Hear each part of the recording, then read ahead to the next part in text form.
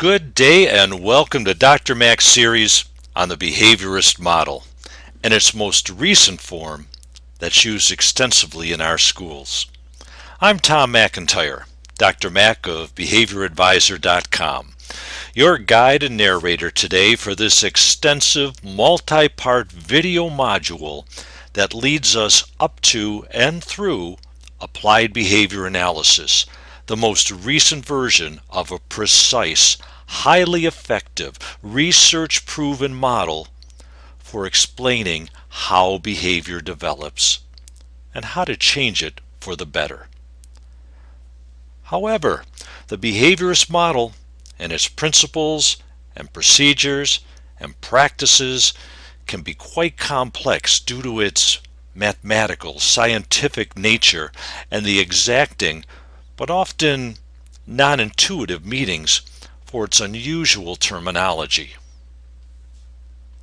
We often have to wrap our brains around phraseology like differential reinforcement, successive approximation, negative reinforcement, positive punishment, instrumental conditioning, discriminative stimulus, reactive inhibition, decrement in response, magnitude.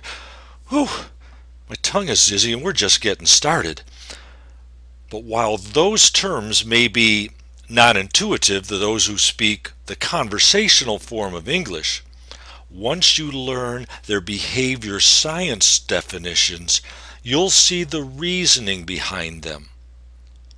If one is going to be a scientist, in this case a behavioral scientist, one must use precise terms that describe what we're observing and measuring.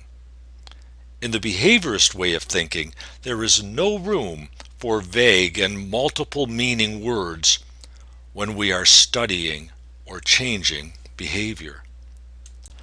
This video series will guide you along the oftentimes difficult to navigate path to understanding the behavioral model and how to implement its practices to create more socially palatable behaviors in our youngsters.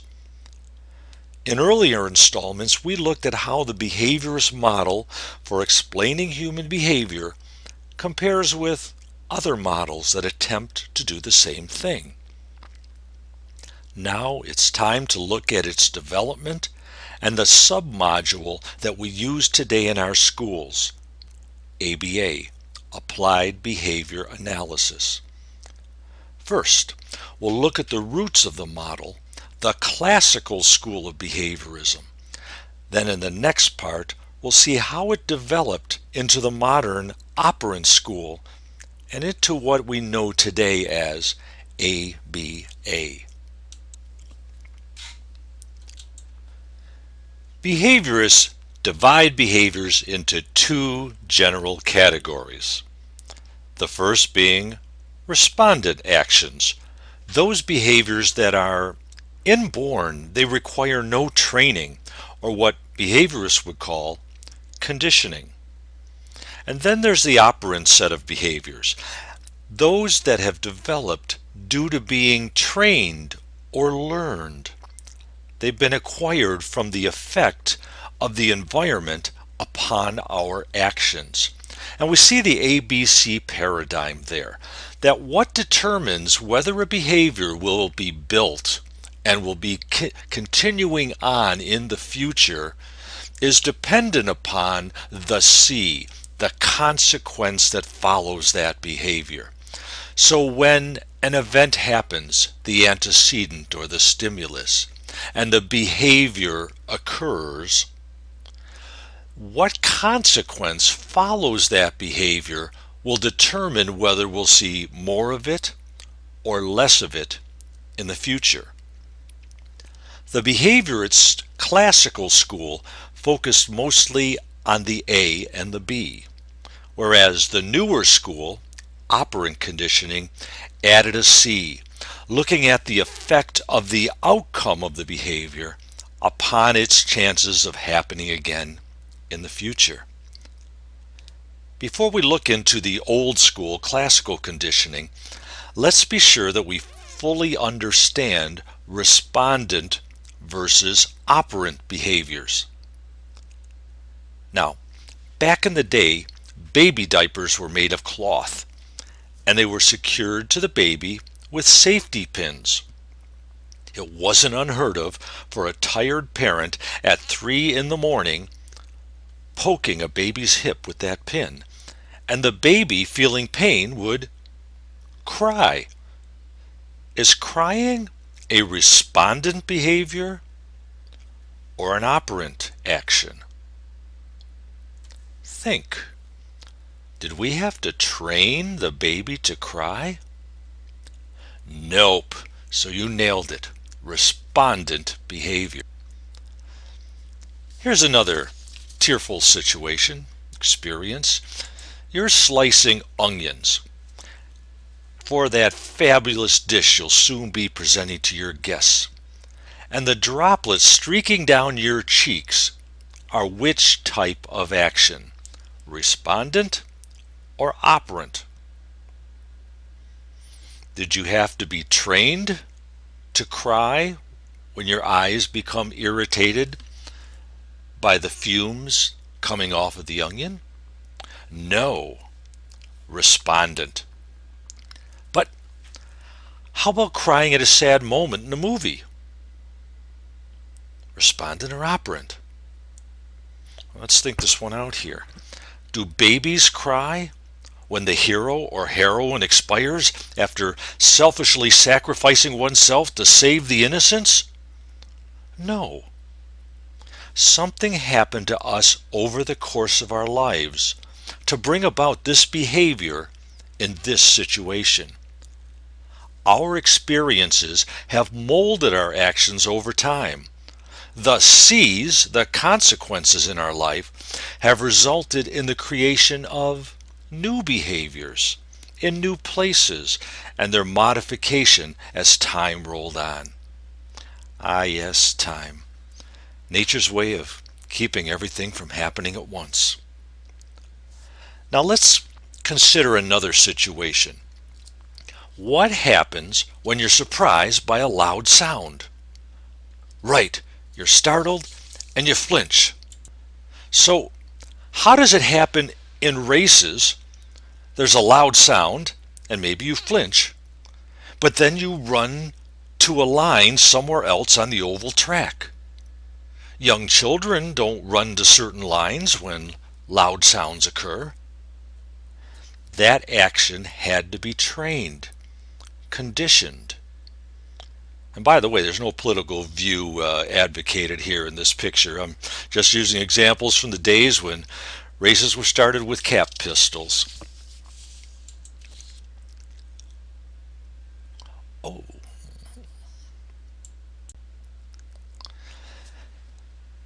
Respondent behavior and the conditioning of new behaviors from them.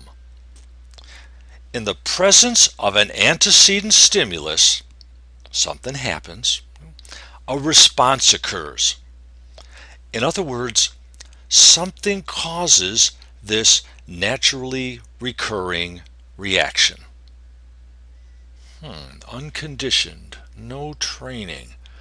What are some other naturally occurring unconditioned behaviors besides the crying at the onion and the baby crying when he or she felt the pin in the hip?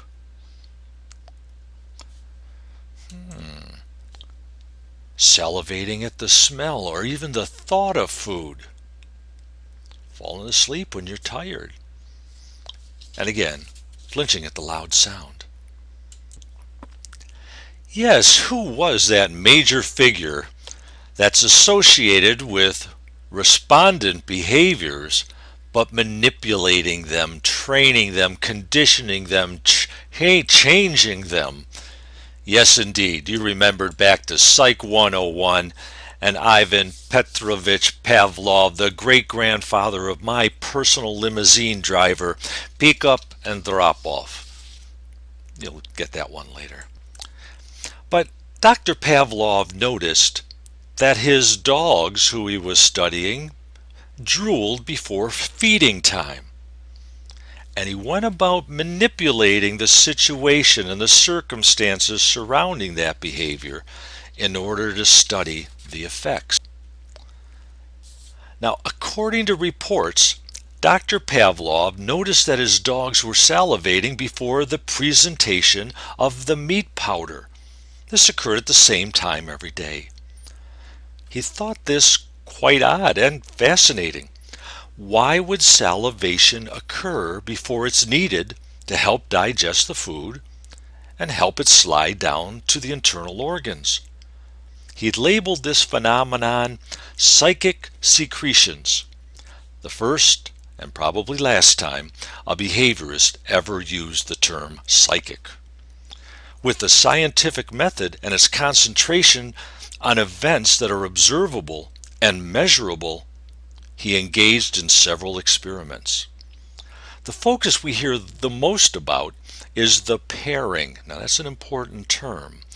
The pairing or connecting of two stimuli, putting two things together in close temporal proximity, and then moving those two stimuli or events further and further apart in time. Pavlov found that after several pairings in which the bell was rung before food was presented to the canines, that the pooches started salivating, yeah, you remember, at the sound of the bell. Yes, in anticipation of the forthcoming food. He also found that if the two paired stimuli, the bell and the presentation of the meat powder, were too far apart in time, the association between the two was lost, and the dogs no longer salivated at the bell. Does the phrase, "You're in trouble, just wait till your dad gets home," seem to be connected to Pavlovian conditioning in any way? At this moment, let's take a short break, and then we'll return to the second segment on classical conditioning, re-entering Dr. Pavlov's lab.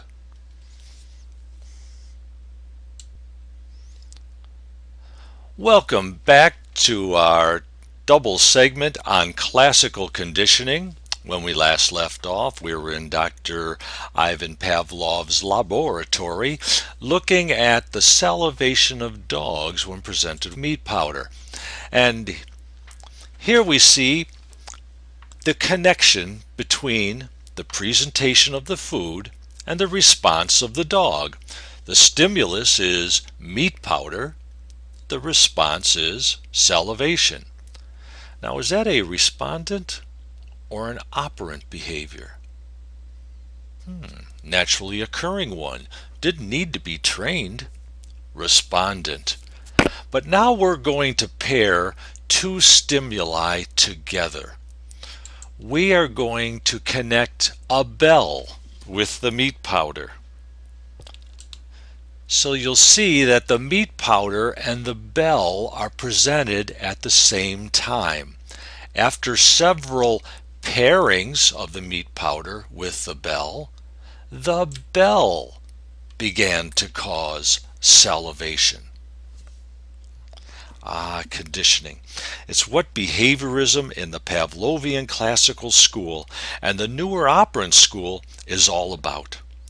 Salivation at a bell had to be conditioned, meaning brought about by training. Although new behaviors can be created as a result of random or errant environmental consequences that follow actions, as behavior change practitioners, we focus on changing behavior patterns via a structured, planned, and precisely implemented manner. We coach, teach, and train new actions so that the stimulus and the response are both now labeled conditioned. Now that went a little bit fast, so let's take a look at the diagram here. We're saying that the meat powder Bringing out salivation is a naturally occurring thing. No training had to go on during life for that to happen. So we count the stimulus, the S, and the R as being UC. UC meaning unconditioned, no training going on. Both the meat powder and salivation are unconditioned. An unconditioned stimulus leading to an unconditioned response. But now we've got the bell bringing on salivation. That's unusual. There had to be some training, some instruction, some teaching going on there, some learning going on. For the bell to bring on salivation, we had to condition that. So we put a C in front of both the stimulus, the bell, and the reinforcer, the response. Both the stimulus and the response have a C in front of them, standing for conditioned. Now, be aware you're never going to see a mix of the two. You're never going to see an unconditioned stimulus and a conditioned response. You look at the connection. Is it a naturally occurring sort of thing? Is it a respondent behavior? All right then, both the stimulus and the response get labeled as unconditioned. But if we look at the connection between two things and we say a bell bringing on salivation, wow, that had to be learned. There was some training going on. Then we're going to call the stimulus, the bell, and the salivation both conditioned. Conditioned stimulus bringing a conditioned response. Again, you'll never get a mix of C's and UC's. And we often have to wonder if when conditioning's going on, maybe it goes both ways during that behavior change process. And this question oftentimes comes to mind.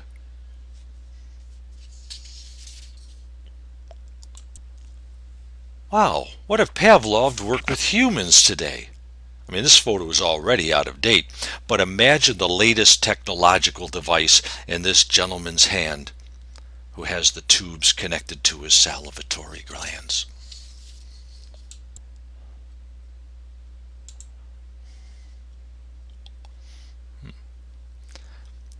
Now, we all know that, here we go. It's widely known that people go into the teaching profession for the money. Certainly on holiday, we're off in the Mediterranean on our yacht. However, during the school year, we are home on our estate.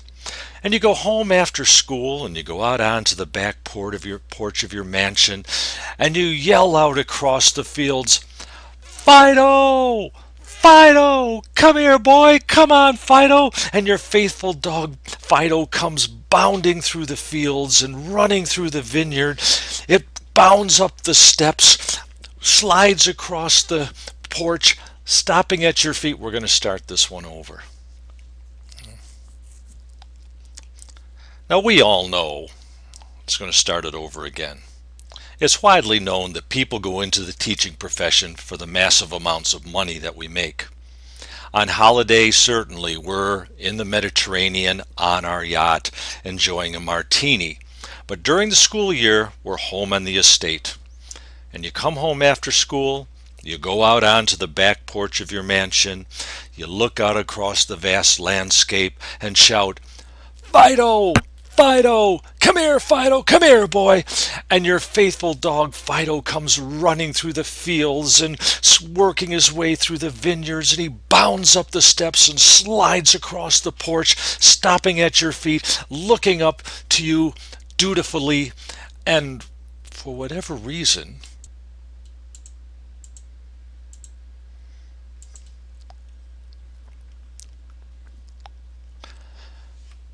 all right, here's your pop quiz.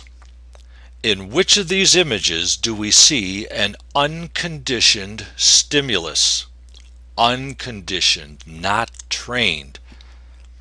Great. You're going back to this connection that seems to be naturally occurring. Unconditioned, not trained. Which one is the stimulus? Oh yeah, that's the thing that happened first. The blowing of the puff of air. So which one is then the unconditioned response? Oh yeah, that was an easy one, no doubt about it. If we've got an unconditioned stimulus, we're going to have an unconditioned response. So this connection down here, there's been training going on. We're going to label the stimulus and the response as being conditioned or unconditioned. Right, conditioned. Training went on to create this response. So both the stimulus and the response have a C in front of them. Both the stimulus and the response have a C in front of them for conditioned. CS leading to CR.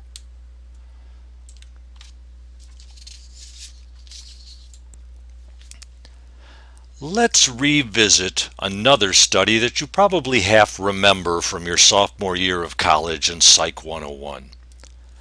Watson's study back in 1920 with an infant named Albert.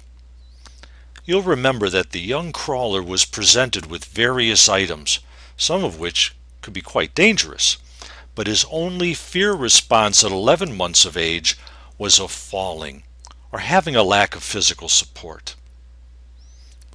In the first phase of the experiment, they presented Albert with a lab rat. Now, is it natural, so to speak, for a young child to want to play with a warm, fuzzy, squeaking, moving thing? Yes, of course. So they presented Albert with the white lab rat. He played with it, and while he was playing with the rat, some experimenters walked up behind him and hit a metal bar with a hammer, making a loud banging sound. What happens when young children are startled? Right, they cry, and Albert fell to the side when he heard this loud sound.